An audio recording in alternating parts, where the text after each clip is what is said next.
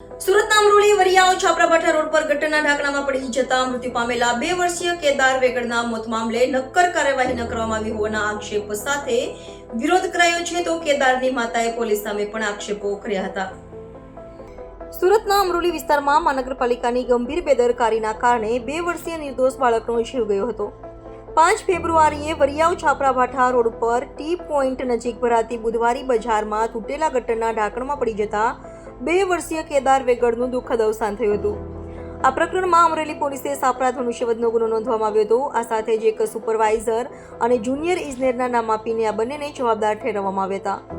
છેલ્લા 2 મહિનાથી આ બંને અધિકારીઓ ભાગતા ફરી રહ્યા છે, જેથી મૃતક કેદારના પરિવારજનો ન્યાય માટે પોલીસ સ્ટેશનના ધક્કા ખાઈ રહ્યા છે અને જણાવ્યું હતું કે આ લોકોએ બંગડી પહેરીને ઘરમાં બેસી જવું જોઈએ અને ઢાંકણીમાં પાણી લઈને ડૂબી મરવું જોઈએ। મૃતક કેદારના માતા વૈશાલીબેને જણાવ્યું હતું કે છેલ્લા 2 થી 2.5 મહિનાથી અમે પોલીસ સ્ટેશનના ધક્કા ખાઈ રહ્યા છીએ। આ લોકો અમને ઉચ્ચક જવાબ આપે છે કે કહે છે કે 2 ટીમો મોકલેલી છે અને શોધખોળ શરૂ કરી છે, તો હું તો કહું છું કે આ લોકોએ બંગડી પહેરીને ઘરમાં બેસી જવું જોઈએ। એનાથી વધારે આ લોકોથી કંઈ થઈ શકે તેમ નથી, એટલે જ વસ્તુ જ કરાય એ બેસ્ટ છે। આ ઘટના પાછળ જે જવાબદાર હતા તેમને સજા થાય એ પ્રકારની ન્યાયની આશા છે। ફરિયાદમાં જે કલમ લગાવવામાં આવી છે એ પ્રમાણે લોકોને સજા થાય, અમારી બીજી કોઈ માંગ નથી। જો ન્યાય નહીં મળે તો અમે ઉપવાસ પર ઉતરીશું। હું તો એમ કહું છું કે આ લોકોએ ઢાંકણીમાં પાણી લઈને ડૂબી મરવું જોઈએ, એવું કામ અમરોલી પોલીસનું છે। આપનું નામ?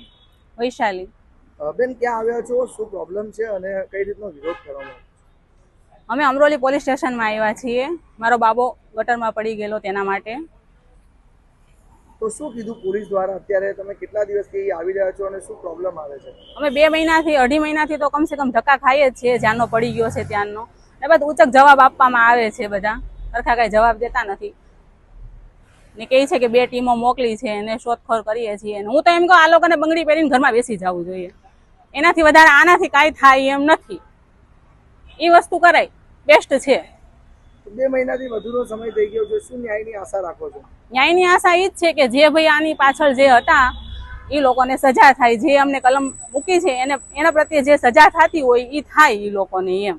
બીજું અમારે બીજી કોઈ માંગ નથી, અમે કરી નથી કે અમને એટલા પૈસા આપો કે અમને આમ આપો કે ઓલું આપો કે એમ।